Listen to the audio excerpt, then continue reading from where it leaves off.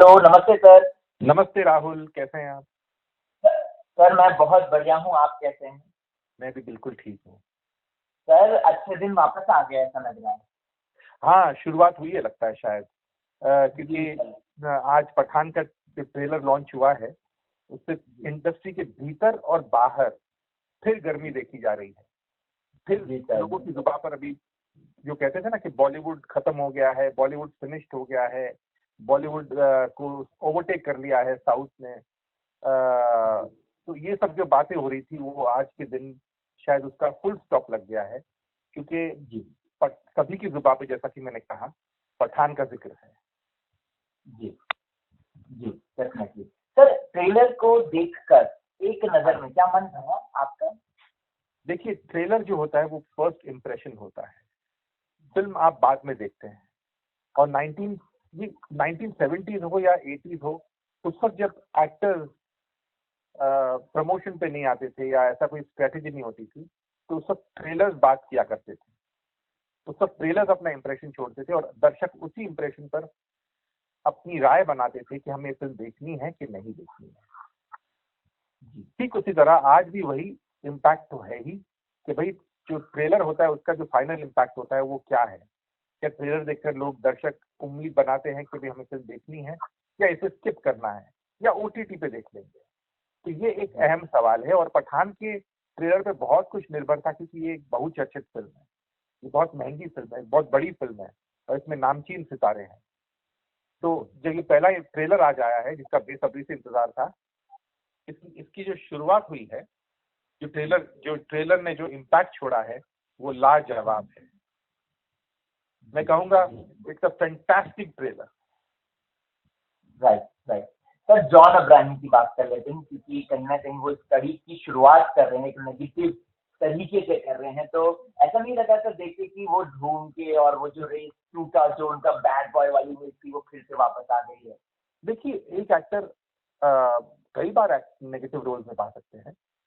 क्योंकि यहाँ पर जॉन की बात हो रही है तो, और नेगेटिव रोल्स की बात हो रही है, तो मैं शाहरुख खान का भी जिक्र करना चाहूंगा कि भाई जब शाहरुख खान ने अपने करियर की शुरुआत में लगातार 3 या 4 फिल्में की थी जिनमें नेगेटिव रोल्स थे। स्टार्टिंग विद बाजीगर, उसके बाद डर, उसके बाद अंजाम, और ये तीनों फिल्मों में नेगेटिव थे, बट वो जो वेरिएशन लेकर आए थे और जो कहानियां थी वो तीनों फिल्मों की अलग थी। तो यही जवाब मेरा जॉन अब्राहम के कैरेक्टर पे लागू होता है कि हमने धूम देखी है या हमने रेस देखी है, पर अब पठान देखना बाकी है। तो इसमें वो क्या वेरिएशन लेके आते हैं राइटर्स कहानी में, और जॉन का कैरेक्टर कितना अलग है, वो देखने लायक होगा। जी। तो दीपिका पादुकोण का कैरेक्टर मुझे थोड़ा सा मिस्टीरियस लगा, ऐसा लगा जैसे कि वो पठान के साथ भी हैं और शायद कुछ ऐसे मीन उद्देश्य के साथ हैं। आपको कुछ ऐसा फील हुआ सर? नहीं, मुझे ऐसा फील नहीं हुआ। अब तक ट्रेलर देखकर ऐसा ही लग रहा था कि ये साथ में ही है, और ये साथ में ही एक नेगेटिव फोर्स के साथ लड़ रहे हैं, बट ये ट्रेलर में इंप्रेशन है। अब ट्रेलर में आप पूरी कहानी तो नहीं बता सकते, ट्रेलर में आप अपने सारे हाइलाइट्स तो डिस्क्लोज नहीं कर सकते, ट्रेलर में आप ये नहीं कह सकते कि हमारे ये भी पंचेज रहेंगे और ये भी हमारे सरप्राइज आइटम्स रहेंगे। तो ये हमें पर्दे पर देखना पड़ेगा। अब दीपिका का कैरेक्टर कितना बदलता है या वही रहता है, वो हमें बड़े पर्दे पे देखेंगे तो अंदाजा होगा। पर एट द सेम टाइम कुछ ऐसी बातें हैं फिल्म में जो शायद इन्होंने जो सिर्फ बड़े पर्दे पर इन्होंने उसके लिए लायक छोड़ा है। और जब हम बड़े पर्दे पे देखेंगे, लार्जर देन लाइफ स्क्रीन पे, तो ये डेफिनेटली तब हमें पता चलेगा कि क्या क्या सरप्राइजेज है। एक सरप्राइज तो मुझे पता है, और जैसे कि आपको भी पता होगा, कि सलमान खान है। तो अब सरप्राइज मैं आपको बताऊं, हाँ जी, ऋतिक रोशन भी हो सकते हैं सर इसमें। एक अभी कुछ नहीं कह सकते। जब ये कह रहे हैं स्पाई यूनिवर्स, जब यशराज अनाउंस कर रहे हैं स्पाई यूनिवर्स, तो स्पाई में ऋतिक रोशन भी आते हैं और स्पाई में सलमान खान भी आते हैं। तो अभी देखना ये है कि इनका अगर ऋतिक है कि नहीं, या सलमान है कि नहीं। अगर हुए तो इससे बड़ा मौका नहीं मिलेगा दर्शकों को। Right right. सर फिल्म का अभी रिसेंटली बहुत बॉयकॉट हो रहा था एक गाने को लेकर, बेशरम रंग, और उसमें एक स्पेशली कपड़ों को लेकर बहुत ज्यादा बॉयकॉट हो रहा था। लेकिन क्या आपको लगा सर कि इस फिल्म के ट्रेलर में एक डायलॉग है, जय हिंद, और देश की जो बात की है, कहीं ना कहीं वो बॉयकॉट करने वाले तमाम लोगों को चुप करा दिया? शुभ करने। देखिए, अगर आप ट्रेलर गौर से देखेंगे तो इसमें लाजवाब एक्शन है, बहुत ही खूबसूरत इंटरनेशनल लोकेशन है, देशभक्ति है एंड स्टार पावर है, एंड ऑफ कोर्स ग्लैमर भी है जो हमने गानों में देखा था।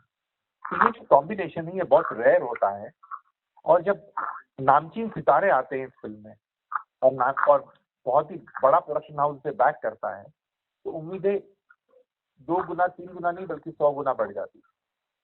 और अब ये फिल्म को मुझे ऐसा लगता है, देखिए जो भी आपने कहा होगा या सुना होगा फिल्म के बारे में, मुझे एक बात पता है और ये मेरी गट फीलिंग है कि भाई मुझे ये फीलिंग है कि ये फिल्म ऐतिहासिक शुरुआत हुई थी। गौर करने वाली बात यह है कि ये फिल्म 25 जनवरी को रिलीज हो रही है, बुधवार के रोज, वेडनेसडे के रोज। 26 जनवरी गुरुवार, फ्राइडे सैटरडे संडे, इस फिल्म को मिल रहे हैं 5 दिन का वीकेंड। तो इसका आप अंदाजा स्वयं लगा सकते हैं कि इसका बिजनेस क्या होगा। जबकि पहले दिन तो ऑफकोर्स छुट्टी नहीं है वेडनेसडे को, तो थर्सडे को बहुत बड़ी छुट्टी है 26 जनवरी को, और संडे को भी बहुत छुट्टी है। सैटरडे तो वैसे ही आधे दिन छुट्टी होती है या छुट्टी के समान ही होता है। तो आप सोच सकते हैं कि इसका बिजनेस कितना बड़ा होगा, कितना विशाल होगा। जी जी जी जी सर, अगर बात की जाए प्रमोशंस की, तो मतलब किस तरीके का प्रमोशन शाहरुख साहब को करना चाहिए? आपको कुछ पता है कि प्रमोशन के कैसी स्ट्रैटेजीज बनी है इस फिल्म को लेकर? कुछ भी नहीं करना चाहिए, कुछ भी नहीं करना चाहिए, क्योंकि आजकल मैंने नोटिस किया है जैसे ही एक्टर्स अपना मुंह खोलते हैं वो कंट्रोवर्सी में घिर जाते हैं, क्योंकि सवाल पिक्चर के बारे में नहीं पूछे जाते, अन्य विषयों पर या अन्य टॉपिक्स पे पूछे जाते हैं। तो मेरी ये एक रिक्वेस्ट रहेगी यशराज को, शाहरुख को, दीपिका को और जॉन अब्राहम को कि आप प्लीज कोई इंटरव्यू मत दीजिए रिलीज से पहले।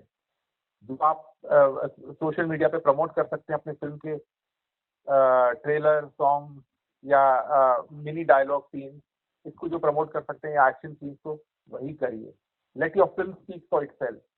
ये पुराने जमाने में जब एक्टर्स प्रमोशन पे नहीं जाते थे, मॉल विजिट पे नहीं जाते थे, एयरपोर्ट विजिट नहीं करते थे, अमिताभ बच्चन, धर्मेंद्र, विनोद खन्ना, शत्रुघ्न सिन्हा उनकी ट्रेलर दर्शकों से बात किया करते थे, कन्वे किया करते थे कि हमारी फिल्म क्या है।